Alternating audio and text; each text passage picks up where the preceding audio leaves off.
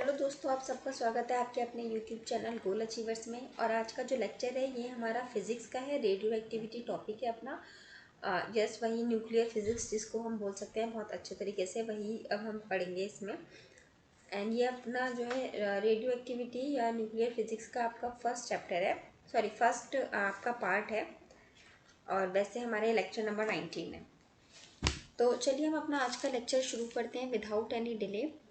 Let me erase the canvas and let me minimize it. No, I'm not minimize.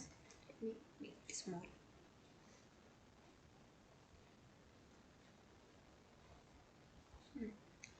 Okay guys, तो guys इस chapter को start करने से पहले हमारा जो इससे पहले हमने चैप्टर पढ़ा था एक्सरे, उसमें कुछ डाउट्स थे स्टूडेंट्स के जिनका मैसेज आया था। पहले तो मैंने 2 क्वेश्चंस के आपको आंसर नहीं बताए थे, मैं उनके आंसरिंग आपको कर देती हूँ कि क्या होने वाली है। क्वेश्चन नंबर 1 में let me check the question number. पहला क्वेश्चन था आपका क्वेश्चन नंबर 56 जिसका मैंने आंसर नहीं किया था। पहला क्वेश्चन था आपका क्वेश्चन नंबर 56। इसमें आपका ऑब्स्टेकल साइज पूछा गया था कि अगर आपका एक्सरे डिफ्रेक्शन होता है तो हमारा ऑर्डर ऑफ साइज क्या होना चाहिए ऑब्स्टेकल का, ताकि हमारा एक्सरे जो है वो डिफ्रेक्ट हो सके।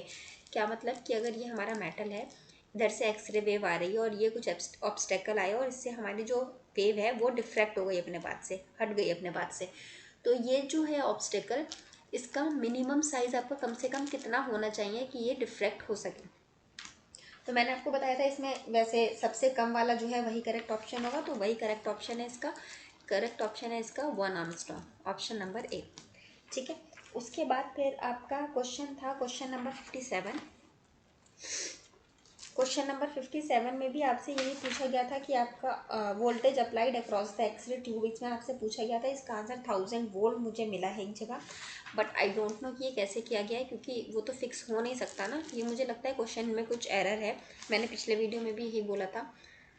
तो अभी मूव करते हैं नेक्स्ट क्वेश्चन की तरफ। Next question is the question number 58। तो मैंने आपको बता दिया था, इसमें आपसे वेवलेंथ ऑफ द एक्सरे पूछा है। 58 में आपसे पूछा गया है वेवलेंथ ऑफ द एक्सरे। मैंने आपको बताया था 0.1 आर्मस्ट्रॉन्ग से 100 आर्मस्ट्रॉन्ग के बीच में लाई करती है। इसके बीच में देख लीजिए आपका जो भी रेंज फिट होता है। तो इसका करेक्ट आंसर हो जाएगा ऑप्शन नंबर सी, जिसमें आपका दिया गया है 1 आर्मस्ट्रॉन्ग। ओके, एंड देन एक क्वेश्चन था गाइस जिसका मेरा आंसर नहीं आया था। मैं यहाँ पर कैलकुलेट कर रही थी जब आप लोग के साथ यहाँ पे बोर्ड पे कैलकुलेट किया था, तो उसको फिर जब मैंने बाद में कैलकुलेट किया तो उसका आंसर मेरा आ गया था। एंड उसका आंसर है 1.93 Armstrong. Option number A is the correct answer. इसमें आस्था ने एंड आस्था एंड DSB करके है उनका, उन्होंने इसका रिप्लाई भी किए हैं इन क्वेश्चंस के, तो उनके आंसर सही हैं इन क्वेश्चंस के।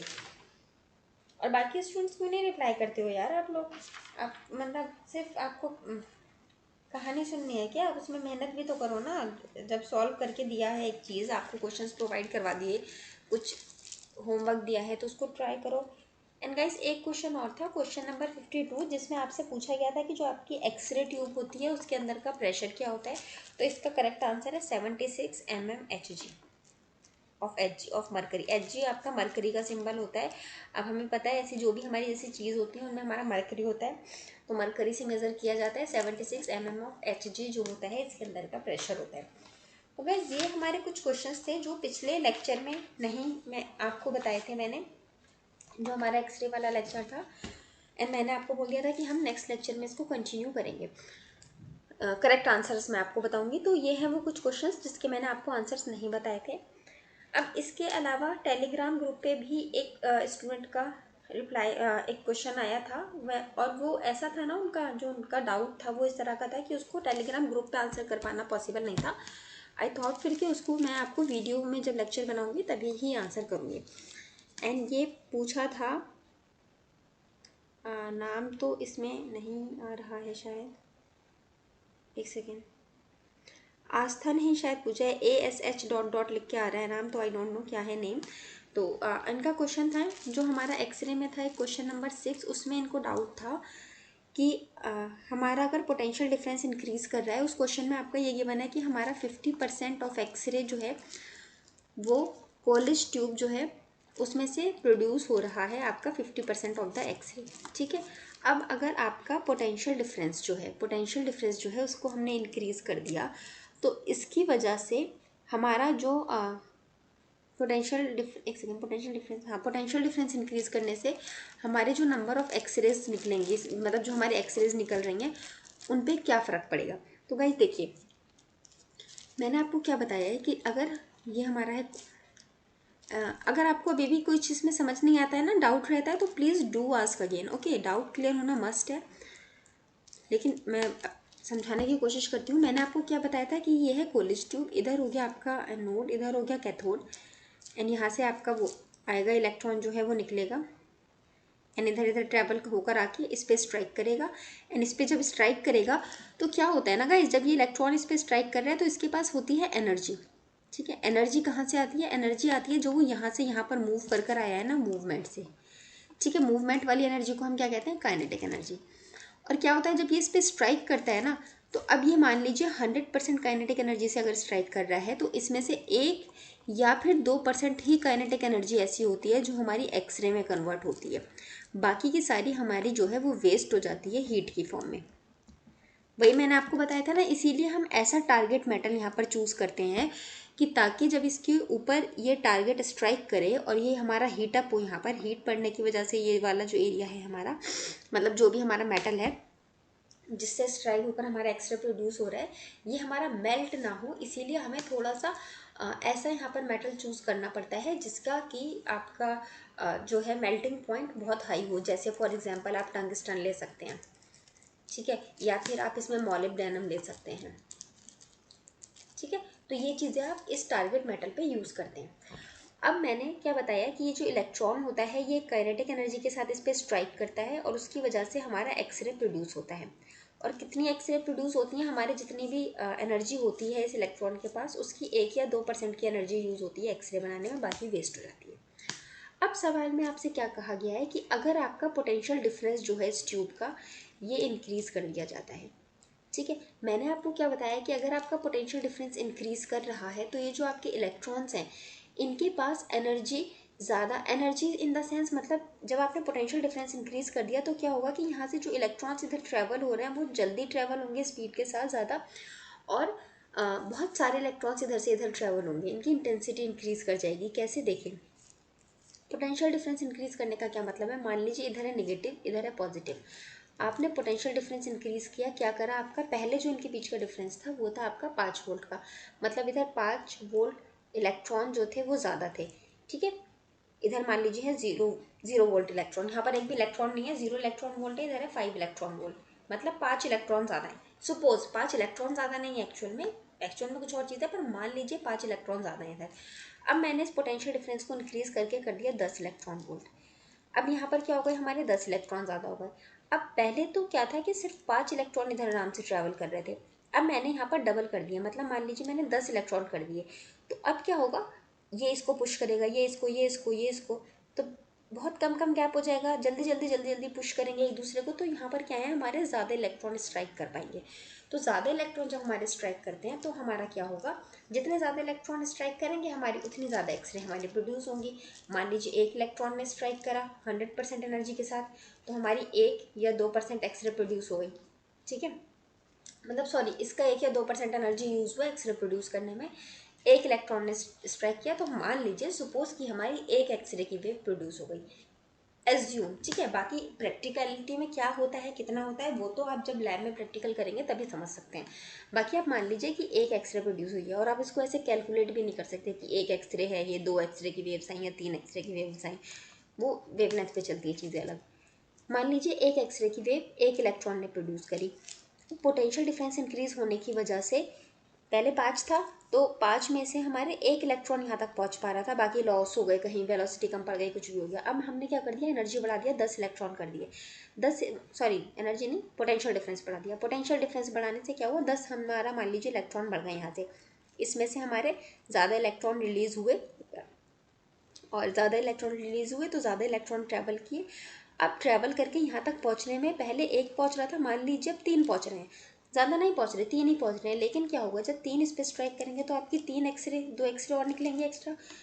इससे क्या होगा? आपकी नंबर ऑफ एक्सरेज जो निकल रही हैं वो हमारी इंक्रीज कर जाएंगी। तो क्वेश्चन में आपसे क्या कहा गया है कि आपकी पहले जो है 50% ऑफ एक्सरेज जो है वो कॉलेज ट्यूब में से निकल रही थी, अब आपने क्या किया है कि इसकी पोटेंशियल जो है वो पोटेंशियल डिफरेंस बढ़ा दिया है। तो पहले अगर 50%, अब मैं आपसे बोलूँ कि पहले अगर हमारी 10 एक्स रेज निकल रही थी और अगर मैंने पोटेंशियल बढ़ा दिया, इसका मतलब इलेक्ट्रॉन्स बढ़ गए, इसका मतलब इन नंबर ऑफ इलेक्ट्रॉन इंक्रीज होंगे तो हमारी एक्स रेज और ज़्यादा इंक्रीज होंगी। तो भले ही चाहे एक इंक्रीज एक्स्ट्रा हो मगर वो 10 से तो ज़्यादा ही होगी हमारी, है ना।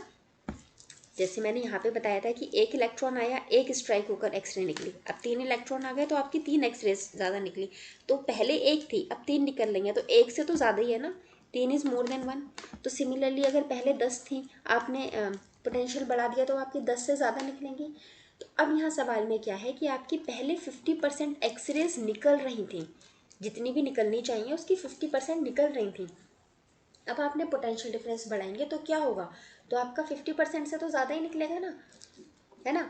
मतलब फैक्ट है ये, मतलब ये इसको आप लॉजिक से समझिए। अगर आपका पहले 50% निकल रहा था तो बाद में फिर क्या होगा, मोर देन 50% निकलेगा। ऑब्वियस सी बात है, पहले एक निकल रही थी तो अब एक से ज़्यादा निकलेंगी, तो पहले 50% थी तो 50% से ज़्यादा निकलेंगी। अब आप क्यों कंफ्यूज हुई होंगी इस क्वेश्चन में, मैं बताती हूँ। आपने ये देखा कि ये हमारा 50% इंक्रीज हो रहा है, पोटेंशियल डिफरेंस हमने बढ़ाया, तो 50% से फिर हमारा 50% और इंक्रीज करना चाहिए। जैसे जनरली इन क्वेश्चन में दे रखा होता है कि हमने स्पीड 50% बढ़ा दी तो हमारा टाइम में क्या फ़र्क पड़ेगा, तो हम कहते हैं 50% कम टाइम लगेगा। तो वहाँ क्या होता है, आपने स्पीड 50% बढ़ाई होती है, यहाँ पर ऑलरेडी एक्सरे जो है वो 50% निकल रही हैं। अब आपसे पूछा गया पोटेंशियल डिफरेंस बढ़ाने की वजह से इस पर क्या फ़र्क पड़ेगा, तो इस पर क्या फ़र्क पड़ेगा कि हमारी और 50% से ज़्यादा निकलने लगेंगी। वो आपको क्वेश्चन कंफ्यूज करने के लिए दिया है। वो सिंपली ये भी लिख सकता था कि 50 एक्सरे हमारी निकल रही हैं, लेकिन अगर वो 50 एक्सरे लिख देता है ना तो आप आराम से ऑप्शन में मोर देन 50 लगा कर आ जाते हैं। अब 50% लिखने से क्या होगा ना, ज़्यादातर बच्चे ऑप्शन नंबर ए चूज़ करेंगे जिसमें आंसर 50 दे रखा है। 50% वो गलत हो जाएगा, क्योंकि सही आंसर क्या है हमारा, मोर देन 50%। और मोर देन 50% क्यों है ये मैंने आपको समझा दिया, यहाँ पूरा कॉन्सेप्ट समझाया है, ये पूरा समझाया है, ये समझाया है पूरा कि हमारा क्यों मोर देन 50% होगा। अगर अभी भी इसमें कुछ डाउट है या कुछ मैं नहीं समझा पाई हूँ सही से और नहीं क्लियर होता है तो प्लीज़ डू आस्क, मैं आपको दोबारा से समझाऊंगी ये वाला क्वेश्चन, ठीक है। डाउट मत रखिए कोई, बिल्कुल क्लियर कीजिए, क्योंकि एग्जाम में फिर बैठ के कुछ नहीं होने वाला है। अगर आप डाउट अभी रह जाएंगे ना तो फिर वो मज़ा नहीं आएगा एग्जाम में बैठ के, फिर वो डाउट ही बनते रहेंगे, छोटी छोटी चीज़ों पे आप अटक जाओगे क्वेश्चंस करने में, फिर वो दिक्कत होगी, ठीक है। एक चीज़, हाँ एक क्वेश्चन और पूछा था इन्होंने ही, जिन्होंने वाला क्वेश्चन पूछा है इसमें इन्होंने पूछा था कि पोटेंशियल डिफरेंस और एक्सेलरेटिंग पोटेंशियल में डिफरेंस क्या है। देखिए जब आप एक्सरे के कॉन्टेक्स्ट में पूछ रहे हो तो ये सेम ही चीज़ है, ठीक है, कोई अलग चीज़ नहीं है, ये सेम ही चीज़ है। मुझे लग रहा है आप कंफ्यूज क्यों हो गए, क्योंकि मैंने जब प्रीवियस लेक्चर जो पढ़ाया था उसमें क्वेश्चन नंबर 6 का मैंने एक्सप्लेनेशन दिया था, उसके बाद जब क्वेश्चन नंबर 7 को एक्सप्लेन किया था, उस क्वेश्चन नंबर 7 में आपका एक्सेलरेटिंग पोटेंशियल लिखा हुआ है और 6 में आपका पोटेंशियल डिफरेंस लिखा हुआ है। तो मैंने इस एक्सेलरेटिंग पोटेंशियल के कॉन्टेक्स्ट में शायद एक्सप्लेन कर दिए हैं, वहाँ कुछ वर्ड्स ऊपर नीचे हो गए इसलिए शायद आप कंफ्यूज हो गई हैं। लेकिन अगर मैं आपको थोड़ा बताऊँ तो ये पोटेंशियल डिफरेंस और एक्सेलरेटिंग पोटेंशियल सेम चीज़ है। बाकी आपका क्वेश्चन नंबर 7 में एक बार और समझा देती हूँ, इसीलिए ताकि जो कुछ डाउट है तो वो आपका क्लियर हो जाए। देखिए इसमें क्या कहा गया है कि आपका 50 किलो, क्वेश्चन नंबर 7 की हम बात करें तो इसमें कहा गया है 50 किलो इलेक्ट्रॉन वोल्ट का जो है आपका इलेक्ट्रॉन इंसिडेंट करता है एक आपके मटेरियल पे, टारगेट मटेरियल है उस पर इंसिडेंट कर दिया इसने, ठीक है। और इसकी वजह से जो हमारी ये एक्सरे निकली, इसका हमारा वेवलेंथ कितना हो गया, इन्होंने दिया है 0.5 आर्मस्ट्रॉन। अब क्या कहा है कि इन्होंने एक्सीलरेटिंग पोटेंशियल को इंक्रीज कर दिया, ये बोला है ना, हाँ इंक्रीज कर दिया कितने पे, 100 किलो वोल्ट पे, ठीक है। तो आपका वेवलेंथ पे क्या फ़र्क पड़ेगा, मैंने बोला था कि हमारा कोई फ़र्क नहीं पड़ेगा। क्यों नहीं पड़ेगा फ़र्क, रीज़न में शायद कुछ मैंने वो पोटेंशियल वर्ड्स का कुछ यूज़ किया है ना, आप वहाँ पे शायद कंफ्यूज हो गई हैं, तो मैं दोबारा इसको बता देती हूँ। क्या होगा कि क्यों फ़र्क नहीं पड़ेगा, हमारा पोटेंशियल डिफरेंस या एक्सीलरेटिंग पोटेंशियल सेम चीज़ है, फ़र्क हमारा इसलिए नहीं पड़ा यहाँ पर क्योंकि मैंने आपको क्या बताया कि ये जो कॉलेज ट्यूब है, ये आपका इधर से इलेक्ट्रॉन आया, इस मेटल पे स्ट्राइक करा और आपका एक्सरे रिलीज हो गया, एंड इसमें आपका एक हो गया आपका कुछ पोटेंशियल डिफरेंस, ठीक है। अब क्या होता है, इस पोटेंशियल डिफरेंस के इंक्रीज होने से ना हमारा ये जो नंबर ऑफ इलेक्ट्रॉन्स इसमें से निकल रहे हैं हमारे, ये इंक्रीज होते हैं, और ये इंक्रीज होते हैं तो ये हमारे ज़्यादा स्ट्राइक करते हैं, ये इंक्रीज होता है। और ये इंक्रीज़ होने की वजह से हमारी जो नंबर ऑफ एक्सरेज निकलते हैं ना वो इंक्रीज़ करता है। क्या इंक्रीज़ करता है? नंबर ऑफ एक्सरेज, ठीक है। लेकिन हमारी जो वेवलेंथ है वो वेवलेंथ हमारी डिपेंड करती है कि हमारा जो इलेक्ट्रॉन स्ट्राइक कर रहा है उसकी एनर्जी कितनी है, ठीक है। मैंने आपको क्या बताया था, 100% एनर्जी से स्ट्राइक करता है तो उसमें से 1 या 2% यूज़ होती है उसका एक्सरे बनने में, और वो कितनी एनर्जी यूज़ हुई है, कितनी एनर्जी से इसने स्ट्राइक किया था, उस सब के ऊपर डिपेंड करता है हमारा एक्सरे की जो है वो वेवलेंथ हमारी कितनी होगी, ओके। बाकी वो पोटेंशियल पे डिपेंड नहीं करता है। अब आप कंफ्यूज हो रहे होंगे कि इसका फॉर्मूला जो है, ठीक है। देखिए यहाँ तक तो समझ में आ गया होगा आप लोगों को कि हमारा वेवलेंथ जो होता है वो एनर्जी पे डिपेंड करता है, पोटेंशियल पे डिपेंड नहीं करता है। पोटेंशियल पे डिपेंड करता है हमारे नंबर ऑफ इलेक्ट्रॉन्स कितने आ रहे हैं और उससे हमारी कितनी एक्सरेज जो है वो बाहर निकल रही है।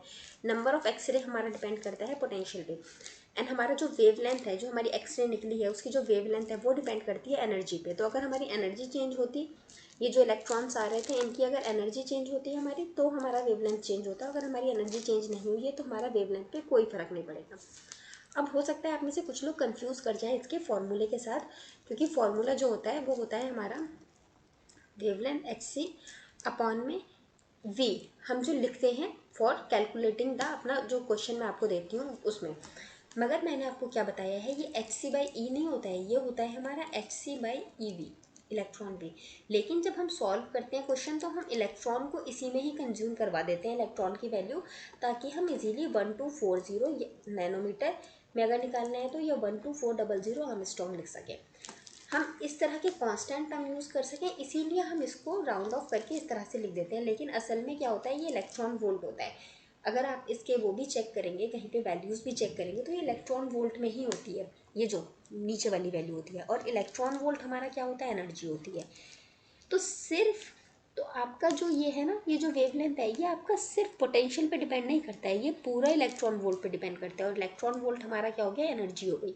तो इसीलिए जो वेवलेंथ होती है ये सिर्फ एनर्जी के ऊपर हमारी डिपेंड कर रही है, बाकी आपका पोटेंशियल पे सिर्फ डिपेंड नहीं करती है, ओके। इस फॉर्मूले की वजह से आप लोग कंफ्यूज हो जाते होंगे, लेकिन मैंने आपको क्या बताया था, ये एक्चुअल में जो फॉर्मूला है ये है h c by electron volt, but हम अपने इजीनेस के लिए ना हम इसको एच सी बाई वी लिख देते हैं, ओके। और अगर हम इसको, लेकिन जब हमें कोई चीज़ कंपेयर करनी है, कुछ इस तरह से रिलेट करके आंसर देना है, तब हमें उसका फुल फॉर्म ही लिखना पड़ता है, तो हम ई वी लिखते हैं। जैसे मैंने आपको मॉडिफाइड रेड इक्वेशन बताई थी, तो उसमें क्या बताया था, 1/λ जेड इफेक्टिव का स्क्वायर, ठीक है। अब जेड इफेक्टिव को हम क्या लिखते हैं, जेड माइनस स्क्रीनिंग कांस्टेंट। अब मुझसे कोई पूछे कि ये वेवलेंथ हमारा स्क्रीनिंग कांस्टेंट पे डिपेंड करता है, तो मैं अगर सिर्फ इस शॉर्टकट फॉर्मूले को देखकर, अपॉन में यहाँ 1 माइनस एन आई स्क्वायर एन आगे रहता था, अगर मैं सिर्फ इस फॉर्मूले को देखकर बोल दूँ तो क्या मैं अपना सही आंसर दे पाऊंगी, मैं तो बोल दूंगी नहीं, डिपेंड करता है। लेकिन हमें क्या करना होगा, कंपैरिजन के केस में ये पूरा फॉर्मूला लिखना होगा, हम तब बता सकते हैं कि इस पर डिपेंड करेगा कि नहीं करेगा, ओके। तो सिमिलरली यहाँ पर भी अगर आप कंपेयर कर रहे हैं तो ये पूरा फॉर्मूला रख के कंपेयर करेंगे, और जब पूरा फॉर्मूला रखेंगे हम, तो हमें पता चलेगा कि हमारा आता है इलेक्ट्रॉन वोल्ट, जो कि होता है हमारा एनर्जी। तो सिर्फ हमारी वोल्टेज के ऊपर डिपेंड, पोटेंशियल डिफरेंस के ऊपर डिपेंड नहीं करते, okay. So these are the 2 questions जिसमें मुझे लगा था दोनों क्वेश्चन बैक टू बैक होने की वजह से कुछ वर्ड्स आगे पीछे हो गए and you guys got confuse. तो इसीलिए अब मुझे लगता है आपको क्लियर हो गया होगा और कोई डाउट नहीं होगा। और अगर कोई डाउट है, कुछ भी समझ नहीं आया है, तो please do ask me in the comment box, या फिर बेहतर है कि आप उस पर पूछें डिस्कशन ग्रुप पे, क्योंकि उसमें क्या होता है ना, मैं इजीली चेक भी कर पाती हूँ और फिर आंसर भी कर पाती हूँ। और यूट्यूब पे क्या होता है, नोटिफिकेशन में एक बार देख लिया, उस वक्त अगर मेरे पास टाइम हो, जिस वक्त मैंने आपका नोटिफिकेशन चेक किया है, तो मैं आंसर कर पाती हूँ। अदरवाइज़ फिर ये होता है कि अगर ध्यान रह गया, कुछ याद रह गया, तो आंसर हो जाता है। अगर इस तरह के कोई क्वेश्चंस होते हैं ना, तो आंसर नहीं हो पाते हैं। और एक चीज़ और क्या होता है ना, कन्फ्यूजन जब आप कमेंट बॉक्स में करते हैं ना, तो फिर आप एग्जैक्टली पूछना क्या चाह रहे हैं, उसके लिए फिर मुझे वीडियो में चेक करना पड़ता है कि कहाँ पर मैंने वो चीज़ पढ़ाई है। कमेंट बॉक्स उसमें और ग्रुप में पूछने से मुझे ये आसानी हो जाती है कि आप लोग पहले से लिख कर दे देते हैं। जैसे इन्होंने ये शेयर किया स्क्रीनशॉट लेके, तो वो मुझे थोड़ा सा इजी पड़ जाता है। सिर्फ क्वेश्चन पढ़ती हूँ और फिर उसको समझा देती हूँ आप लोगों को। अदरवाइज़ तो फिर मुझे वीडियो में पूरा सर्च करना पड़ता है, मैंने कहाँ पढ़ाया था ये चीज़। और ऐसा भी नहीं होता है ना कि मैंने अभी पढ़ाई और 1 घंटे के अंदर आप लोगों के क्वेश्चंस आ गए, 2-3 दिन बाद आते हैं, तो मैं भूल भी जाती हूँ कि मैंने क्या पढ़ाया था, कहाँ पढ़ाया था। चलिए गाइस, तो हम मूव करते हैं अपने आज के टॉपिक पे, और आज का टॉपिक है हमारा रेडियो एक्टिविटी। एक सेकेंड गाइस। हाँ तो स्टूडेंट, तो चलिए अब हम बात कर रहे थे रेडियो एक्टिविटी की। तो बताइए रेडियो एक्टिविटी क्या होते हैं। देखिए रेडियो एक्टिविटी बेसिकली क्या है ना, ये है आपका, एक सेकेंड तो भी हुआ, एक सेकेंड गाइस, आपको स्क्रीन फुल दिख रही है क्या? तो गाइस रेडियो एक्टिविटी आपका क्या होता है, ये बेसिकली एमिशन होता है आपका एक मटेरियल के अंदर से, या एक मेटल या एटम आपके पास कोई है, एमिशन एक एटम के अंदर से। और ये एमिशन क्यों होता है आपका, अच्छा ऐसे समझिए, ये सबसे पहले होता है आपका एमिशन, ठीक है, किस चीज़ का, कोई भी पार्टिकल का, कैसा भी पार्टिकल हो सकता है वो आपका, कहाँ से होता है, आपका एटम का जो न्यूक्लियस होता है उसमें से होता है। क्यों होता है, क्योंकि जो आपका न्यूक्लियस होता है वो इनस्टेबल हो जाता है। हर एटम में से होता है नहीं, सिर्फ जो आपके रेडियो एक्टिव मेटल होते हैं, जो आपके रेडियो एक्टिव मटेरियल होता है या रेडियो एक्टिव एलिमेंट होता है, सिर्फ उनमें से होता है, क्योंकि सिर्फ उनका ही न्यूक्लियस आपका अनस्टेबल होता है। अब आप उल्टा देखते हैं इसमें, देखिए समझने के लिए क्या होता है, हमारे कुछ एलिमेंट, हमारे जितने भी एलिमेंट हैं वो दो पार्ट्स में डिवाइड हैं, कुछ हमारे रेडियो एक्टिव हैं और कुछ हमारे नॉन रेडियो एक्टिव हैं। ओके, तो जो हमारे रेडियो एक्टिव मटेरियल होते हैं, कई बार क्या होता है कि जो इनका न्यूक्लियस है वो हमारा अनस्टेबल हो जाता है। अब वो अनस्टेबल कैसे होता है, उसके बहुत सारे फैक्टर्स होते हैं। आप अगर न्यूक्लियर रिएक्टर्स जो होते हैं हमारे पावर प्लांट जो होते हैं, उनमें बाकायदा एक मेथड किया जाता है इस तरह से कि जो उसका न्यूक्लियस है वो अनस्टेबल हो, ठीक है। लेकिन बहुत से फैक्टर्स इस पर डिपेंड करते हैं कि ये हमारा अनस्टेबल हो जाता है। अब सपोज ये आपका न्यूक्लियस था, ठीक है, ये किसी भी तरह से अनस्टेबल हो जाता है। अब जब ये अनस्टेबल होगा तो इसमें से क्या होगा, हमारे कुछ पार्टिकल्स, ठीक है, या कुछ वेव्स, तो नहीं पार्टिकल्स ही मैं बोलूँगी, पार्टिकल्स जो होते हैं वो इसमें से निकल जाते हैं बाहर, ठीक है। और ये जो प्रोसेस होता है उसको हम क्या बोलते हैं, रेडियो एक्टिविटी। मतलब न्यूक्लियस में से आपके कुछ पार्टिकल्स जो बाहर निकलते हैं न्यूक्लियस के इंस्टेबल होने की वजह से, उसे हम क्या कहते हैं, रेडियो एक्टिविटी। अब क्या है, देखिए अब सपोज ये है आपका न्यूक्लियस, इसके बाहर ये आपका इलेक्ट्रॉनिक कॉन्फ़िगरेशन है कुछ कुछ, तो आपका अगर कुछ इसके ऊपर फ़र्क पड़ता है ना, ये आपका ये इनस्टेबल हो गया, सपोज इनस्टेबल हो गया, और यहाँ से फिर ये पार्टिकल निकल गए, ठीक है, इसकी वजह से आपका जो इलेक्ट्रॉनिक कॉन्फ़िगरेशन है उस पर कोई ज़्यादा फर्क नहीं पड़ता है, आपका मेनली जो होता है न्यूक्लियस के ऊपर ही आपका जो है फ़र्क पड़ता है। अब आप इसको ऐसे भी लिख सकते हैं, ये तो आपको आगे समझिए जो मैंने अभी ऊपर लिखा, मतलब ये जो एक फ्लो चार्ट समझाया है, फ्लो चार्ट से पता है क्या होता है, चीज़ याद जल्दी होती है और हमेशा याद रहती है। Radio active element, radio active element का आपका न्यूक्लियस जो है अनस्टेबल होगा, तो उस न्यूक्लियस में से आपका क्या होगा, आपका जो है वो पार्टिकल रिलीज होगा, इमिशन होगा पार्टिकल्स का, और उसको हम क्या बोलेंगे, रेडियो एक्टिविटी। या फिर आप इसको ऐसे भी लिख सकते हैं, radio activity is a spontaneous disintegration of nucleus, ठीक है। क्या समझे कि हमारा स्पॉन्टेनियसली आपका, या रैंडमली आप बोल सकते हो स्पॉन्टेनियस, अच्छा स्पॉन्टेनियस मतलब अचानक से होता है आपका जो है न्यूक्लियस का डिसइंटीग्रेशन होता है, और उसको आप क्या बोलते हो, रेडियो एक्टिविटी। और इस प्रोसेस में क्या होता है, डिसइंटीग्रेशन ऑफ न्यूक्लियस में आपका जो न्यूक्लियस होता है वो आपका अनस्टेबल हो जाता है, अनस्टेबल हो जाता है, और उसकी वजह से जो हमारा न्यूक्लियस है उसमें से कुछ पार्टिकल्स जो हैं वो हमारे रिलीज हो जाते हैं या इमिट हो जाते हैं। तो इसको हम पूरे प्रोसेस को क्या कहते हैं, हमारा रेडियो एक्टिविटी। ओके गाइस, अब ये जो रेडियो एक्टिविटी का कॉन्सेप्ट है ये सबसे पहले किसने दिया था, रेडियो एक्टिविटी का कॉन्सेप्ट, ये क्वेश्चन आता है कई बार और इसमें बच्चे कंफ्यूज होकर मैडम क्यूरी लगा जाते हैं। तो ये मैडम क्यूरी ने नहीं दिया था, रेडियो एक्टिविटी की जो डिस्कवरी करी थी, ये इंपॉर्टेंट पॉइंट है, इसको याद रखना, रेडियो एक्टिविटी की जो डिस्कवरी की थी वो की थी हेनरी बैक्यूरेल, बैक्यूरेल स्पेलिंग शायद यही है, हेनरी बैक्यूरेल। इन्होंने जो है रेडियो एक्टिविटी की जो है आपकी डिस्कवरी की थी, उसका जो क्रेडिट है वो हेनरी बैक्यूरेल को ही दिया जाता है। ओके, अब इसकी हम बात करते हैं मेजरमेंट की। अब आपकी कितनी रेडियो एक्टिविटी हुई, कितना आपका इमिट हुआ पार्टिकल, उसको हम मेजर कैसे करते हैं। तो हमें पता है, मैंने आपको यूनिट एंड डायमेंशन में बताया था कि हमारा कोई भी चीज़ को मेजरमेंट करने के लिए हमारे पास होती है उसकी यूनिट। ठीक है, तो रेडियो एक्टिविटी की भी कुछ यूनिट होती है। हाँ जी होती है। इसकी क्या यूनिट होती है, इसकी होती है डिसइंटीग्रेशन पर सेकेंड। ओके, जैसे आपका होता है ना किलोमीटर पर आवर, इसी तरह से इसकी होती है डिसइंटीग्रेशन पर सेकेंड, जिसको शॉर्टकट में लिखते हैं DPS। ठीक है, अब मैंने आपको क्या बताया था कि ये जो हमारा न्यूक्लियस होता है ये इनस्टेबल होता है और इसकी वजह से इसमें से कुछ पार्टिकल रिलीज हो जाते हैं। अब आप ये देखिए कि हमें पता है कि हमारे एलिमेंट का एटम कितना छोटा सा होता है, उस एटम के अंदर भी एक न्यूक्लियस की बात हो रही है। ठीक है, कितना छोटा सा होता है न्यूक्लियस। मेरे ख्याल में अगर आप एक सुई लेंगे ना, उस सुई के ऊपर भी लाखों आ जाए, इतना छोटा होता है। तो अब अगर ये डिसइंटीग्रेट हो रहा है, डिसइंटीग्रेट मतलब टूटना, ओके, अगर ये ब्रेक हो रहा है, टूट रहा है और छोटे छोटे पार्टिकल्स में, तो सोचिए ये पार्टिकल कितना छोटा होगा। तो ये पार्टिकल बहुत छोटा होता है, इतना छोटा कि हम इसको लेके कुछ कैलकुलेशन या मेजरमेंट भी नहीं कर पाते हैं। तो इसीलिए हम लोग क्या करते हैं, हम इसको, इसकी जो यूनिट है, जैसे हमने क्या पढ़ा है, हमने मीटर को, हमने थोड़ा सा, अगर हमारा बहुत ज़्यादा हमारे छोटे छोटे मीटर्स होते हैं, मान लीजिए 10 लाख मीटर हैं, तो उसको हम क्या बोलते हैं, हम किलोमीटर में बोल देते हैं। जैसे हम क्या बोलते हैं, हमारे 1000 मीटर को हम सिंपल सा 1 किलोमीटर बोल देते हैं।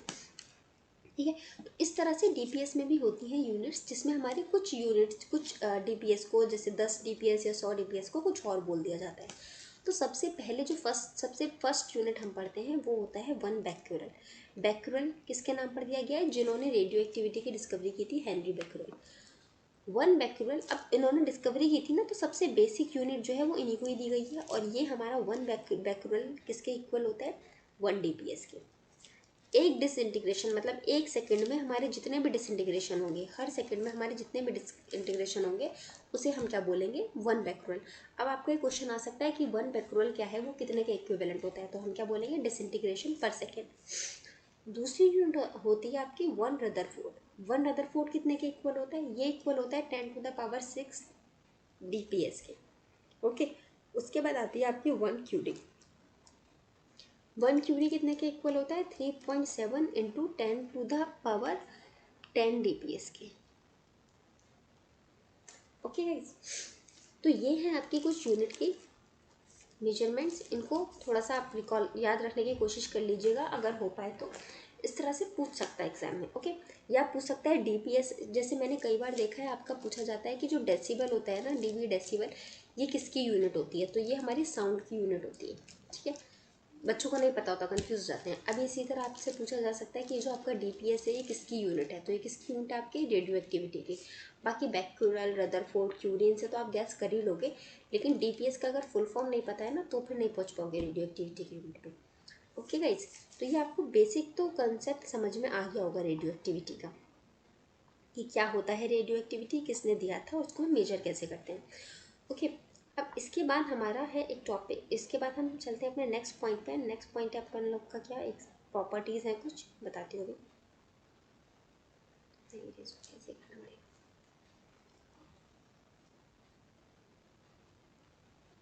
ओके। नेक्स्ट हमारी क्या है, कुछ प्रॉपर्टीज़ हैं। ये क्या था, हमारा एक थ्योरी है रेडियो एक्टिविटी की, जो किसने दी थी, Rutherford and Sodhi.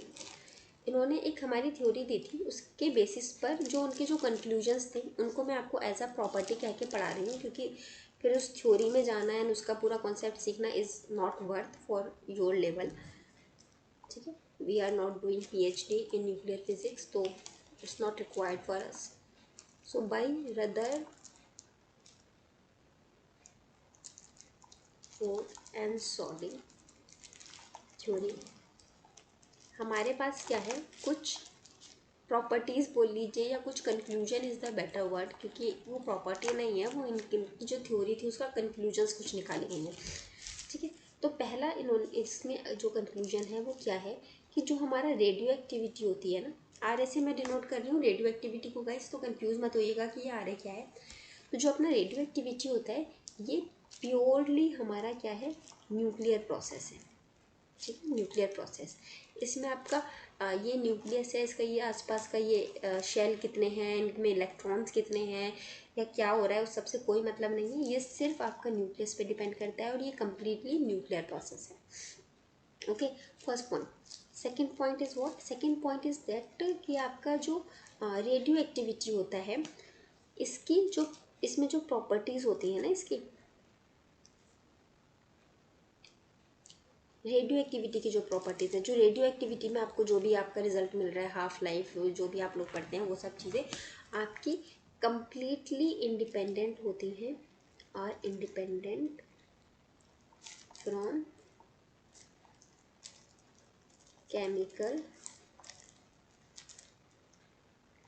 Property of atom. ठीक है, अब इससे क्या मैं कहना चाह रही हूँ कि आपका सपोज कोई एटम है, कोई एलिमेंट है, सपोज मैंने सल्फर ही ले लिया। अब ये जो है अगर हाइड्रोजन के साथ रिएक्ट करता है तो SH3 बना रहा है, या मैंने ऑक्सीजन के साथ रिएक्ट कर दिया तो SO4 बना लिया इसने, या SO2 बना लिया, SO4 नहीं SO2 बना लिया, इस तरह से कुछ बना लिया सपोज इसने। अब मैं आपसे बोलूँ कि ये इसकी हो गई केमिकल प्रॉपर्टी कि ये ऑक्सीजन के साथ कैसे बाइंड होगा, फिर क्या बनाएगा, फिर उसका क्या उसकी प्रॉपर्टीज़ होंगी, केमिकल प्रॉपर्टीज़ की एसिडिक है कि बेसिक है, क्या है इसका, ये जितनी भी इसकी केमिकल प्रॉपर्टीज़ हो गई, उसका कुछ लेना देना नहीं है इसकी रेडियो एक्टिव प्रॉपर्टी से। ऐसा नहीं है कि ये एसिडिक होगा तो ये ज़्यादा रेडियो एक्टिव होगा या बेसिक होगा तो ये ज़्यादा रेडियो एक्टिव है, उससे कोई मतलब ही नहीं है केमिकल प्रॉपर्टी से। क्यों? क्योंकि ये आपका सिर्फ न्यूक्लियस पे बेस करता है। सल्फर है, उसके पास न्यूक्लियस है, तो ये रेडियो एक्टिव की तरह वर्क करेगा। हालांकि sulphur is not a radio active element, I am just giving you the example. अब सपोज इसकी जगह अगर यूरेनियम होता तो वहाँ पर यूरेनियम का क्या रिएक्शन हो रहा है, क्या उसकी केमिकल प्रॉपर्टीज़ हैं बाकी एलिमेंट्स के साथ, या उसकी अपनी क्या केमिकल प्रॉपर्टीज़ हैं, वो उस पर डिपेंड नहीं करती है रेडियो एक्टिविटी की प्रॉपर्टी। रेडियो एक्टिविटी की प्रॉपर्टीज़ जो है इसकी अपनी अलग इंडिपेंडेंट प्रॉपर्टीज़ होती हैं। जैसे एक एग्जांपल अगर मैं आपको दूँ समझाने के लिए, शायद इससे थोड़ा बेहतर समझ पाएँ। सपोज़ कि हमारा ये है एक एलिमेंट A और ये हमारा रेडियो एक्टिव एलिमेंट है। ये हमारा रिएक्ट कर जाए एलिमेंट बी से, और एलिमेंट बी हमारा रेडियो एक्टिव भी हो सकता है या नॉन रेडियो एक्टिव भी हो सकता है। हम एग्जांपल ले लेते हैं कि हमारा नॉन रेडियो एक्टिव है। इसके बाद ये जो हमारा ए का वर्क है एंड बी, ये दोनों आपस में इनका रिएक्शन करके ये हमारा कुछ एलिमेंट बन गया, सपोज ए बी। ठीक है, तो अब ये जो ए की जो रेडियो एक्टिव प्रॉपर्टी थी ना, वो उसके ऊपर कोई अफेक्ट नहीं पड़ेगा इस बाइंडिंग की वजह से। वो जो अभी थी, जो पहले थी, वो तब भी वही रहेंगी। इसका न्यूक्लियस जो है वो डिसइंटीग्रेट कर सकता है, वो करेगा, उसको कितना डिसइंटीग्रेशन करना है, क्या करना है, वो वैसे ही रहेगा। इसका रिएक्शन से इसके ऊपर कोई भी फर्क नहीं पड़ता है। Okay, now move to the third point. Third point is that कि जो आपका रेडियो एक्टिविटी है, radioactivity is a random process. Okay, random process का क्या मतलब है? देखिए, रैंडम प्रोसेस का मतलब है कि अगर कुछ फैक्टर्स की वजह से हमारा जो न्यूक्लियस है ये इनस्टेबल हो गया और इसमें डिसइंटीग्रेशन हो गया, तो ये कम्प्लीटली रैंडम प्रोसेस है। मतलब कि ये हमारा न्यूक्लियस इनस्टेबल होगा, हमें इसके बारे में कुछ नहीं पता, वो हो सकता है, वो नहीं हो सकता है। मैंने बताया ना, स्पॉन्टेनियस है, अचानक से हो जाएगा। उसके बाद अगर ये डिसइंटीग्रेशन होता है पर सेकेंड में, तो कितनी बार ये डिसइंटीग्रेट होगा, कहाँ से डिसइंटीग्रेट होगा, कहाँ से हटेगा, ये बिल्कुल रैंडम है। कोई नहीं बता सकता कि ये पहले ऐसे कटेगा, कि पहले ऐसे कटेगा, कि पहले इधर से हटेगा, कि इधर वाला एलिमेंट हटेगा, इधर वाला न्यूक्लियस का पार्ट डिसइंटीग्रेट होगा। क्या डिसइंटीग्रेट होगा, कितना डिसइंटीग्रेट होगा, ये हमारा कम्प्लीटली रैंडम प्रोसेस है। ओके, अच्छा, अब आप में से कुछ लोग पूछेंगे कि नहीं मैडम हम कैसे मान लें, क्योंकि हम तो वो लगाते हैं प्रोबेबिलिटी टाइप्स की, हमारा फ्यूजन और फिशन में इतना चलेगा, इतना हटेगा। देखिए गाइस, वो क्या है कि आपका जो है रैंडम प्रोसेस है वो हमें पता है, लेकिन उसमें भी हम प्रोबेबिलिटी का कॉन्सेप्ट लगा देते हैं। हमारा ये न्यूक्लियस है पूरा, इसमें हमारे डिसइंटीग्रेशन होगा तो इतना % हो सकता है, वो it's a very complex mathematics, तो अभी हम वहाँ नहीं जा रहे हैं। तो उस तरह से प्रोबेबिलिटी के कॉन्सेप्ट लगा के कुछ मैथमेटिकली कुछ आप कैलकुलेट करके बता सकते हैं। ठीक है, वो क्या होता है कि आपका रैंडम ही चीज़ें हो रही हैं, आपका डिसइंटीग्रेट हो रहा है रैंडमली, लेकिन वो रैंडमली भी इतनी बार हो जाता है कि उसमें भी एक यूनिफॉर्मिटी बनने लगती है।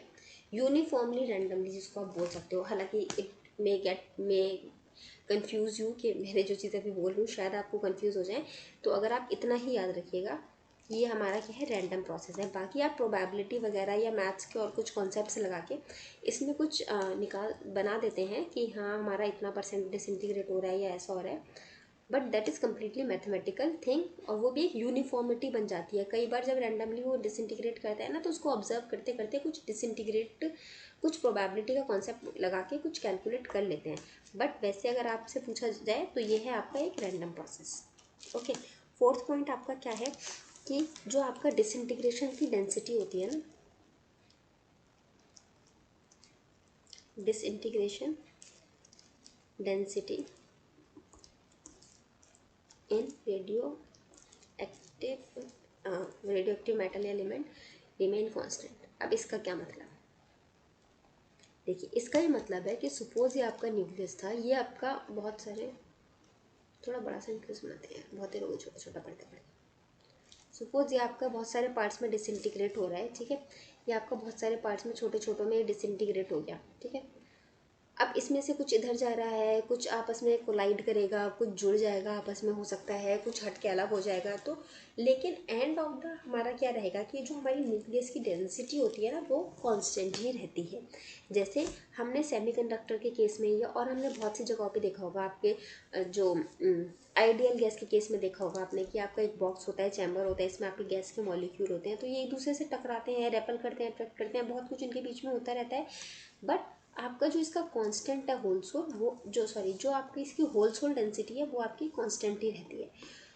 जब एक बहुत बड़े लेवल पर ऐसे कुछ बहुत बड़े पे क्या इस तरह के जब प्रोसेसेस हो रहे होते हैं ना, तो उनमें ज़्यादातर क्या होता है कि आपकी डेंसिटी वगैरह कांस्टेंट ही रहती है, वो सब एक दूसरे को कैंसिल आउट करता है, एक यूनिफॉर्मिटी बना देता है, सब एक दूसरे में इतने यूनिफॉर्म हो जाते हैं वो, कि जो उनका जो डिसइंटीग्रेशन है जो कि एक रैंडम तरीके से हो रहा था, उसकी फाइनल डेंसिटी आपकी कांस्टेंट ही हो जाती है। ओके, इसको आप ऐसे भी लिख सकते हैं, इसको अगर आपको मेजर करना हो तो डिसइंटीग्रेशन पर सेकेंड, हम पढ़ ही चुके हैं डीपीएस, ठीक है, पर मीटर क्यूब, ठीक है, पर मीटर क्यूब और what ever the given in the question, तो हम क्या लिख सकते हैं, डीपीएस मीटर क्यूब, इस तरह से लिख सकते हैं इसको। ओके, तो या फिर D S inverse and metre cube, इस तरह से लिख सकते हैं। ओके, ये वाला याद रखिए, बाकी आप सब अपना आप निकाल लेंगे। Disintegration per second per metre cube, disintegration per metre cube, जिससे कि क्या कि आपका कि आपके 1 मीटर क्यूब में, क्योंकि हमारा हमने डेंसिटी की बात करी ना, डेंसिटी मैंने बताया था आपको पहले लेक्चर्स में, किससे रिलेट करता है, वॉल्यूम से रिलेट करता है। वॉल्यूम आपका जब हो गया तो उसमें आपकी 3 साइड कंसीडर की जाती हैं, 3 साइड जब आप कंसीडर करते हैं तो आपका जो भी आंसर आता है वो क्यूब में आ जाता है, वॉल्यूम हमेशा क्यूब में आता है। तो अगर सपोज आपने 1 मीटर की बात करी तो 1 मीटर क्यूब की बात करते हैं जब वॉल्यूम की बात करते हैं। सिमिलरली अगर एरिया की बात करते हैं तो आप स्क्वायर की बात करते हैं। तो हम यहाँ पे डेंसिटी का जिक्र है तो डेंसिटी से हमारा वॉल्यूम की बात आएगी, तो वॉल्यूम में हमने क्या बोला कि हमारा इतना मीटर क्यूब में, सपोज ये हमारा न्यूक्लियस था, तो इस मीटर क्यूब में सपोज ये 1 मीटर क्यूब में हमारे हर सेकेंड में हमारे कितने डिसइंटीग्रेशन हो रहे हैं, ठीक है। सो दिस इज़ द आपका डिसइंटीग्रेशन डेंसिटी का यूनिट, या आप इस तरह से इसको कैलकुलेट कर सकते हैं अगर आपसे फॉर्मूला में इसको पूछा जाए तो। ओके, तो ये हमारे कुछ 3-4 जो हैं, इसमें हमारे प्रॉपर्टीज़ कह सकते हैं, या हमारी रदरफोर्ड एंड सॉडी का जो थ्योरी है उसके हमारे ये कुछ कंक्लूजन्स निकलते हैं। क्या कि हमारा प्योरली न्यूक्लियर प्रोसेस है, उसके बाद हमारा कम्प्लीटली इंडिपेंडेंट, अरे सॉरी यार ये इरेज हो गया, उसके बाद क्या हमारा कम्प्लीटली इंडिपेंडेंट है, केमिकल प्रॉपर्टीज से इस पर कोई फ़र्क नहीं पड़ता है। फिर प्लस हमारा जो रेडियो एक्टिविटी है ये हमारा एक रैंडम प्रोसेस है, मतलब ये ऐसा नहीं हम कह सकते कि हमारा ऐसा हुआ था या इसके बाद ऐसा होगा या फिर आगे वैसा होगा, कम्प्लीटली रैंडम है। एंड आपका जो है इसका जो डिसइंटीग्रेशन डेंसिटी आती है ये आपकी कांस्टेंट होती है। आपका ऐसा नहीं है कि यहाँ से हट के न्यूक्लियस वैसा हो जाएगा, उधर से हट के वैसा हो जाएगा और डी शेप हो जाएगा, वो सब नहीं होता है, ठीक है। Let me face this thing.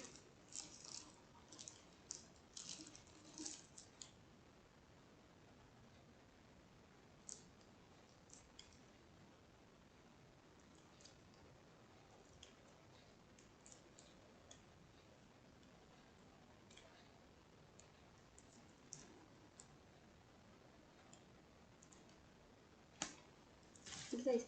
अभी अब तो हम लोग मूव करते हैं अपने नेक्स्ट टॉपिक पे। Next topic is what the radio active decay law. ठीक है, अब रेडियो एक्टिव डिके लॉ क्या है?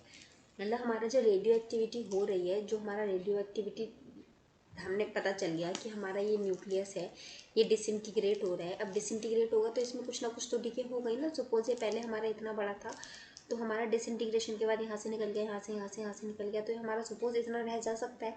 तो ये जो हमारा डिके हुआ है ना कोई भी रेडियो एक्टिव सब्सटेंस का, तो ये किस बेसिस पर होता है, कैसे होता है हमारा, वो हम देखते हैं। मतलब किस बेसिस पे होता है वो तो हमें पता है कि हमारा डिसइंटीग्रेशन होगा, जैसे वैसे वैसे हमारा डिके होता चला जाएगा। अब ये होता क्या है, देखिए, इन अ रेडियो एक्टिव सब्सटेंस, या हम लिखते हैं better word is the element. हमारा कोई रेडियो एक्टिव एलिमेंट है, तो उसमें क्या होता है, हमारी जो भी हमारा एलिमेंट है उसकी जो एक्टिविटी होती है, ठीक है, वो हमारी डायरेक्टली प्रोपोर्शनल किसकी होती है कि हमारे, ओके, हमारा एक सेकेंड, हम यहाँ पे बात करते हैं रेडियो एक्टिव सब्सटेंस की। क्योंकि गाइस क्या है कि आप सिर्फ एक न्यूक्लियस को थोड़ी देखोगे कि वो डिके हो रहा है, आप तो पूरे सब्सटेंस को देखते हो ना कि ये डिके होकर आपका इतना रह गया। एक न्यूक्लियस को कैसे एनालाइज करोगे, वो तो इतना छोटा है, आप एनालाइज ही नहीं कर पाओगे। तो हमारे सब्सटेंस होते हैं, इसमें हमारे बहुत सारे एटम होते हैं और उन एटम्स के अंदर उनका न्यूक्लियस होता है। तो हमारा कितने डिके कर रहा है, वो उसकी क्या एक्टिविटी है डिके होने की, ये हमारा किस पे डिपेंड करता है कि उसके पास कितने नंबर ऑफ एक्टिव न्यूक्लियाई हैं। ठीक है, अब सपोज ये मेरे पास है एक सब्सटेंस, इसके अंदर हमारे पास 4 तो है ये रेडियो एक्टिव एलिमेंट, ठीक है, और बाकी के हमारे जितने भी हैं ये है सारे हमारे नॉन रेडियो एक्टिव। ठीक है, अब सपोज इसका डिके होता है, ठीक है, और डिके होने के बाद फिर क्या होगा हमारा, इसमें जब डिके हो गया तो हमारे जो रेडियो एक्टिव है डिसइंटीग्रेट करके ख़त्म हो जाएंगे। तो जो हमारा फ़र्क पड़ेगा वो इनकी वजह से पड़ेगा, इन 4 की वजह से। ये 4 हमारे एक्टिव न्यूक्लियाई हैं। अब हम एक दूसरा लेते हैं, इसमें हमारे मान लीजिए 10 एटम ऐसे हैं जो रेडियो एक्टिविटिकली एक्टिव है जिनका न्यूक्लियाई, और बाकी जो है उनके एक्टिव नहीं है। तो ये हमारा क्या होगा, ये हमारा ज़्यादा डिके हो जाएगा। ठीक है, समझ में आई? अब मान लीजिए ये भी हमारा एक 1 मीटर स्क्वायर का एक हमारा कुछ ये एक सब्सटेंस था, ये भी 1 मीटर स्क्वायर का सब्सटेंस था। इसमें 4 एक्टिव न्यूक्लियाई थे, तो 4 इसमें से डिके होकर हमारे रह गए 0.6 मीटर स्क्वायर। अब इसमें क्या था, इसमें भी हमारे 4 मीटर स्क्वायर, 1 मीटर स्क्वायर में हमारे 6 एक्टिव न्यूक्लियाई थे, तो 6 एक्टिव न्यूक्लियाई हमारे डिके हो जाएंगे, तो हमारा क्या रह जाएगा 0.4 मीटर स्क्वायर। तो कौन ज़्यादा एक्टिव हुआ, ये जिसमें हमारे ये ज़्यादा एक्टिव हुआ, जिसमें हमारे जितने ज़्यादा एक्टिव न्यूक्लियाई होंगे वो हमारा ज़्यादा डिके होगा, वो हमारा ज़्यादा एक्टिव होगा एलिमेंट। ओके, अभी इसको हम कैसे लिख सकते हैं, एक्टिविटी को हम कैसे लिख सकते हैं कि हमारा, हम नंबर को n से डिनोट करते हैं ना, नंबर को n से डिनोट करते हैं। और अगर हमारी कोई चीज़ कम हो रही है, अब हमारा क्या है, ये न्यूक्लियस है, ये टूट रहा है, कम हो रहा है, तो इसको हम कैसे निकालते हैं। मैंने आपको क्या बताया, डिफ्रेंशिएशन सिखाया था, ये ऐसे है और हमारा ऐसे ऐसे ऐसे ऐसे छोटे छोटे पार्ट्स में ये कट रहा है, तो हम यहाँ पर क्या करते थे, हम डिफ्रेंशिएशन निकालते थे। अब यहाँ पर भी हम सिमिलरली उस नंबर, हमारा कितना डिक्रीज हो रहा है नंबर्स का डिफ्रेंशिएशन निकालेंगे, डिफ्रेंशिएशन करेंगे, और किसके रिस्पेक्ट में करेंगे। अब यहाँ से जब ये चीज़ यहाँ पहुँच रही है तो बीच में किस क्या क्या चीज़ आ रही है, बीच में टाइम आ रहा है कि आपका 1 साल में पहुँचा, 1 दिन में पहुँचा, 1000 साल में ये इतना डिके हुआ। किस बेसिस पर हो रहा है, टाइम के बेसिस पर हो रहा है। पहले हम डिफरेंशिएशन एक्स के या वाई के बेसिस पे करते थे मैथ्स में, लेकिन यहाँ पर हमारा क्या है बेस, यहाँ है हमारा बेस टाइम। तो हम क्या लिखेंगे, dn/dt डायरेक्टली प्रोपोर्शनल किससे हो जाएगा, हमारा नंबर ऑफ हमारा जितने भी एक्टिव न्यूक्लियाई हैं जो हमारे यहाँ पर डिके हो रहे हैं। ओके, तो ये हमारा क्या हो जाएगा यहाँ पे, एक सेकेंड,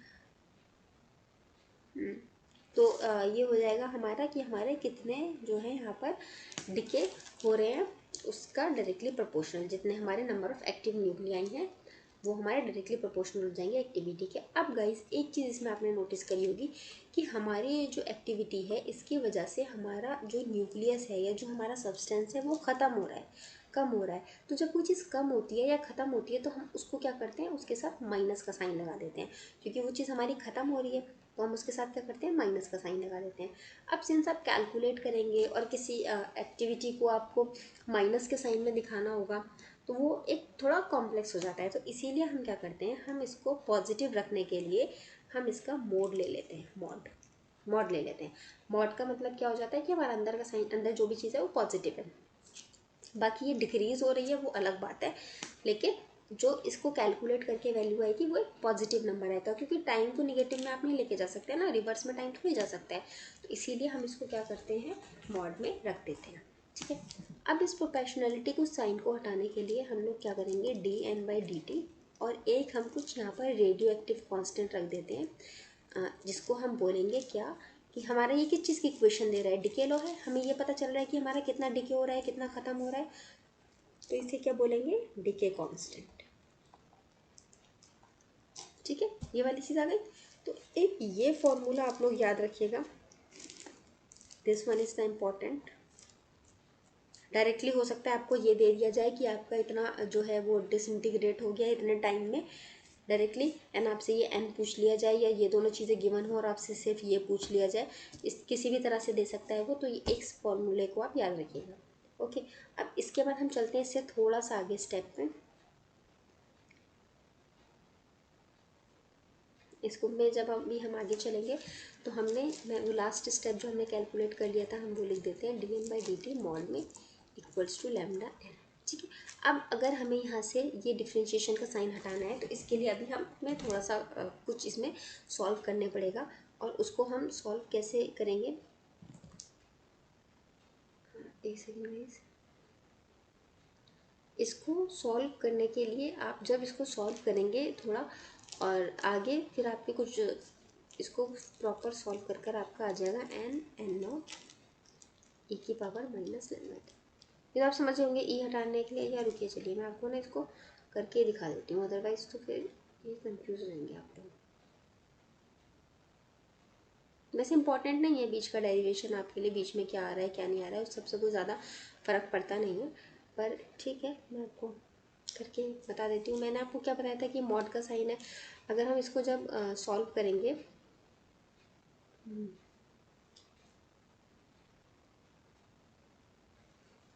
जब हमारे मॉड का साइन है इसको हम हटाएंगे, सॉल्व करेंगे, तो हमारा क्या आएगा, इस टर्म के साथ माइनस का टर्म आ जाएगा जब हम इसको सॉल्व करेंगे।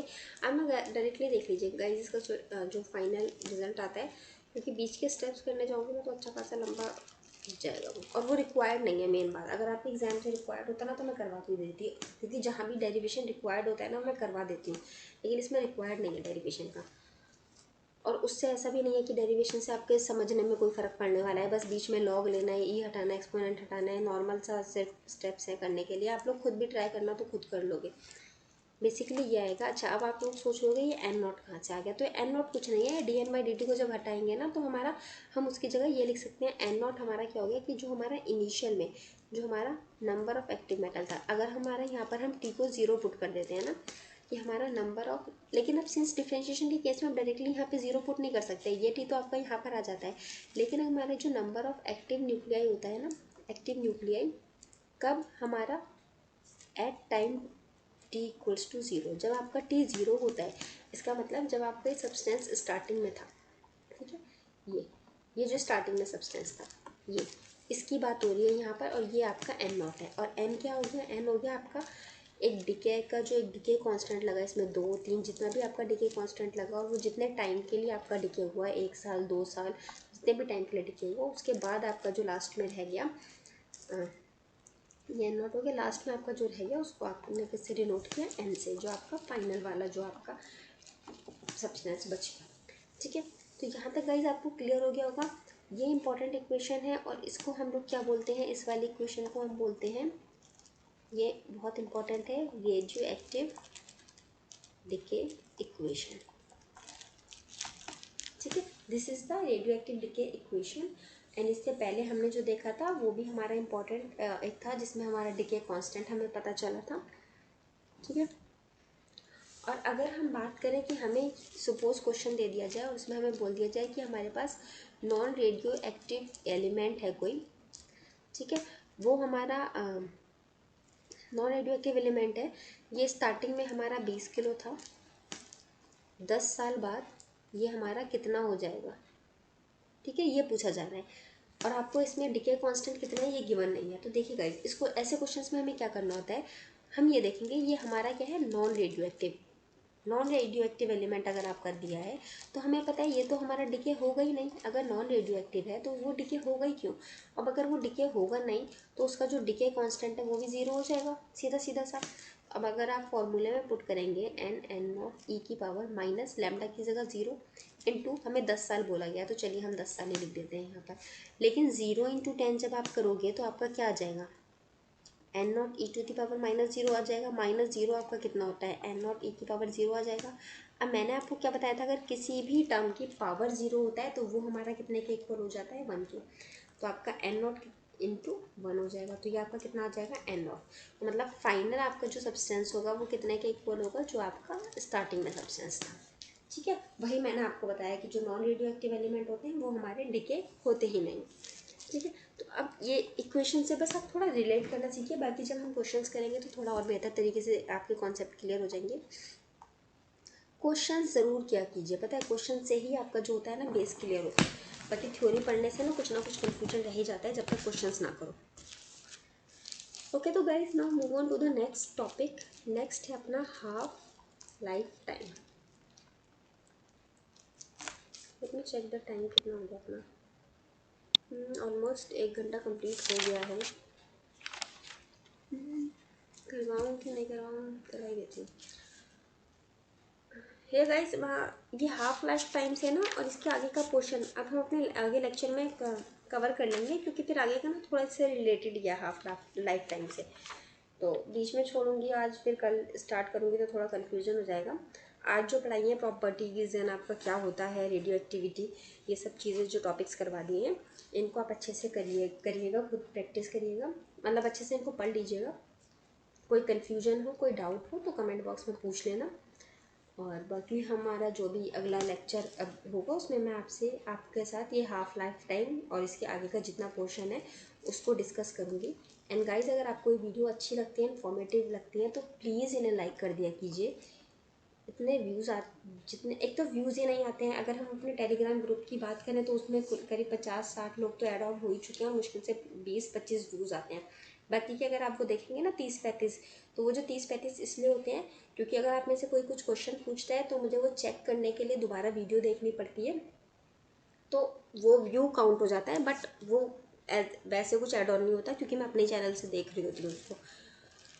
तो इसीलिए एक तो सब लोग देखते नहीं हैं, और जो लोग देखते हैं उसमें से भी आप लोग लाइक नहीं करते हो, शेयर नहीं करते हो, सब्सक्राइब नहीं करते हो, और कमेंट तो कोई नहीं करता है। बस 1-2 बच्चे जिनको कुछ आंसर करते हैं, जो सॉल्व क्वेश्चंस जैसे आस्था हैं, DVS हैं और 2-3 लोग हैं, वो लोग सॉल्व करते हैं तो बस ही वही आंसरिंग करते हैं, बाकी तो कोई आंसरिंग भी नहीं करता है। तो this is it for today guys. अगर आपको अच्छा लगता है तो प्लीज़ लाइक कीजिए, शेयर कीजिए, सब्सक्राइब कीजिए मेरे चैनल को। और अब हम मिलते हैं अपनी नेक्स्ट वीडियो में, जो देखते हैं कब आती है। तो hairs the end of the video guys. Thank you so much for watching the video.